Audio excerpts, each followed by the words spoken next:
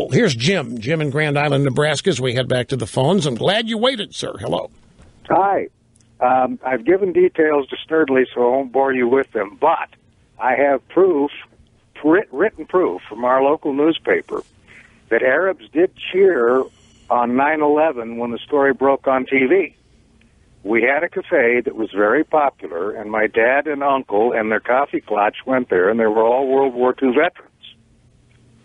And on 9/11, somehow the booths and the stools closest to the counter near the TV were all full of them.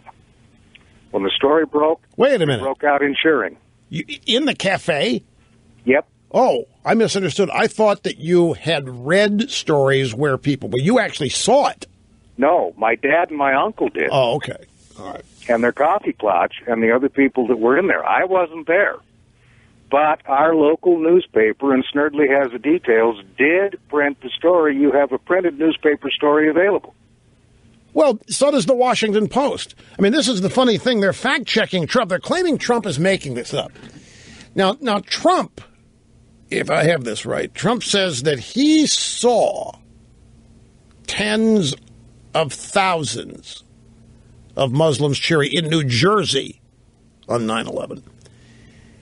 And the media promptly went into gear and trying to prove he's lying and made it up. So they went into every news archival database they could think of to see if there were stories about this. And they couldn't find any. So they've concluded that Trump was lying. One of the fact checkers is a guy that works at the Washington Post. And for some reason, he didn't check his own paper's archives because the Washington Post had a story about cheering Muslims in New Jersey on 9/11. The difference is it wasn't thousands. The story did not say it was thousands. But Trump is standing by it. But see, here again is another example. This is where the media, once again, is illustrating the depth to which they are out of touch with people who ought to be their primary customers. You know, average, ordinary Americans ought to be the number one customers of traditional everyday news media. But they're not. Traditional everyday news media mocks average, ordinary Americans. News media today writes what it does and broadcasts what it does for other news people. You know, journalist A sits down and writes a story or a column or whatever, and he's writing it for other journalists to read. He's writing it for them to be impressed. There really isn't any media anymore in terms of journalists out there pounding the pavement, looking for things to report that you and I don't know. I mean, that's what we always think of as news, is somebody telling us what happened today that we didn't hear about. But that's what news is anyway. News is the advancement of the Democrat Party agenda. News is two things. Advance the Democrat Party agenda, destroy Republicans. That's primarily what, if you had to pare it down to the quick, that's what it is.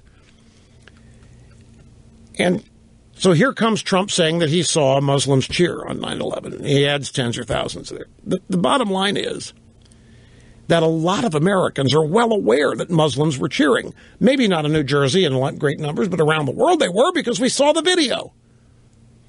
On 9/11 and in the aftermath, we saw video on the news, unquote, of Muslims all over the world in certain places cheering. So regardless of the specific details, the American people and a lot of Trump supporters know. I mean, it was militant Islamists who conducted 9/11. It's militant Islamists that make up ISIL. It's militant Islamists in Iran. I mean, this is undeniable. And to say that they are engaged in warfare designed to kill us and other infidels, it's not arguable. So when the media comes along and tries to defend all of that by accusing people that know what's going on of being bigots, there's no way the media is going to harm Trump by implying or even stating out and out that he's a bigot, because the American people know it. And the big disconnect here is the current administration won't even refer to it as what it is. Obama will not even call it militant Islamic terrorism. He will not even use the word Islam or Islamic in a discussion of terrorism.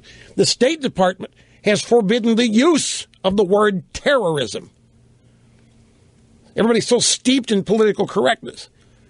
Well, it doesn't take much to come along and profit or benefit from this if the media, in their alliance with the Democrat Party, is going to try to downplay this threat and downplay the danger that we face and blame us for being bigots, for being aware of it. Candidate comes along and simply validates what other people think. I'm sorry, they're not going to think Trump's the oddball here. The media is going to be considered the institution that is deserving of suspicion. Why don't they want to call it what it is? Why don't they see it? Why don't they see that certain people have targeted this country for destruction?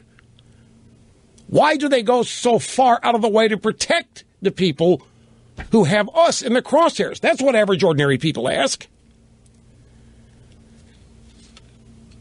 And that's how you get, well, it's Pew. I don't know if we believe Pew anymore, given how they're fudging the immigration. I was looking here. More than 6 in 10 Americans believe the news media, followed by Hollywood, has a negative effect on the country. 66%. Extensive new Pew Research Center survey. 66%, or 65, I'm sorry. 65% believe a news media has a negative effect on the way things are going in the country.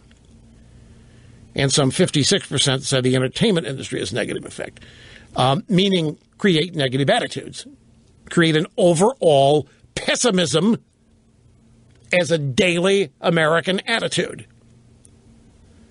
65% think the media is basically negative and creates this aura of pessimism that basically has dwarfed and surrounded the country. Anyway, I'm long here. I've got to take a break, folks. Sit tight because there's more. We'll be right back.